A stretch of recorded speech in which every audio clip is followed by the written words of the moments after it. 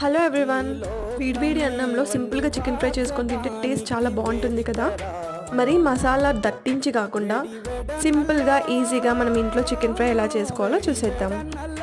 ముందుగా అయితే ఒక కడాయి తీసుకొని దాంట్లోకి తగినంత ఆయిల్ వేసుకోవాలి. ఆ తర్వాత సన్నగా కట్ చేసి పెట్టుకున్న ఆనియన్స్ వేసుకొని బాగా ఫ్రై చేసుకోవాలి. కొద్దిగా కరివేపాకు యాడ్ చేసుకొని బ్రౌన్ కలర్ వచ్చాక దాంట్లో కొద్దిగా పసుపు ఇంకా అల్లం వెల్లుల్లి పేస్ట్ వేసి బాగా కలుపుకోవాలి. ఆ తర్వాత హాఫ్ కేజీ చికెన్ నీట్గా వాష్ చేసి పెట్టుకున్నది దీంట్లోకి యాడ్ చేసుకొని ఫ్రై చేసేటప్పుడే మనం కొద్దిగా సాల్ట్ వేసుకొని ఫ్రై చేస్తే టేస్ట్ అనేది బాగుంటుంది. ఆ తర్వాత కొద్దిగా పుదీనా, తగినంత కారం వేసుకొని బాగా ఫ్రై చేసుకోవాలి. 5 to 10 minutes ఫ్రై చేసుకున్న తర్వాత కొద్దిగా చికెన్ మసాలా, ధనియాల పొడి, మిరియాల పొడి, జీలకర్ర వేసుకొని మళ్ళీ కొద్దిసేపు ఫ్రై చేసుకోవాలి.